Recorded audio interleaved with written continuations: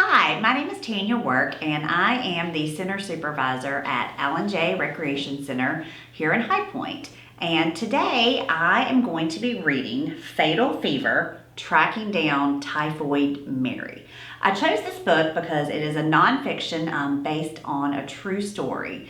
And Typhoid Mary has always sounded kind of intriguing, and so I decided to give it a try. All right, let's begin. All right, Chapter 1, Hidden. Early on a damp March morning in 1907, Mary Mallon answered the knock at the servants' entrance of a New York brownstone house.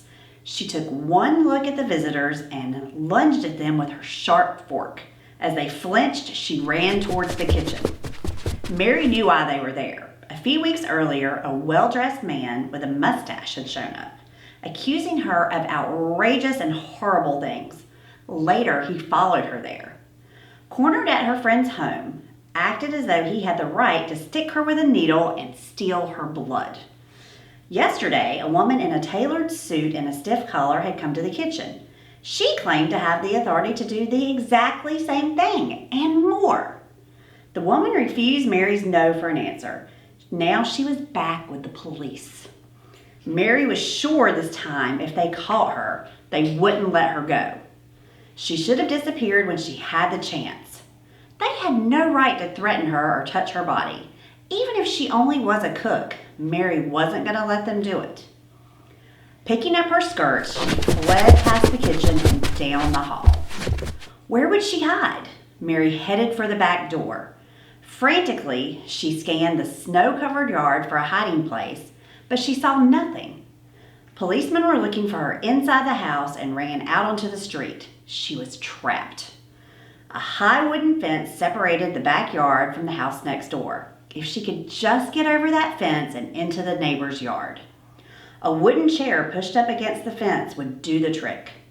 Thank Almighty God she had friends who could help. Would they say that she had no idea where she had gone? Would they point out a small outside closet under the neighbor's front steps?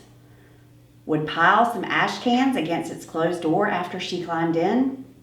Mary shut the door behind her and crouched down. She didn't know it, but she was not alone inside that cramped, cold closet. Deep inside her body, billions of deadly microorganisms were hiding too. The fates of 3 people collided at that New York City brownstone. The 3 had been born within 4 years of each other and had taken different paths to reach the middle of their lives. In late winter 1907, those lives changed forever. For George Albert Super, determined to establish his reputation, the event would add another triumph to boost his career. For Sarah Josephine Baker, attempting to make her mark in a male-dominated and often corrupt city government, it would bolster her efforts to gain respect and responsibility. For Mary Mallon, struggling to support herself in an adopted country, her encounters with both of them would lead to notoriety that would last for more than a century. The world would remember who she was long after it had forgotten the other 2. These 3 people were brought together by a dreaded scourge that left shattered dreams, broken hearts, and painful death: typhoid fever. So glad that you joined us today for this chapter of Fatal Fever, Tracking Down Typhoid Mary. Please come out to the High Point Public Library to check out this book if you are interested, and to check out many more selections from Battle of the Books and lots of good reads here at the library. Thank you.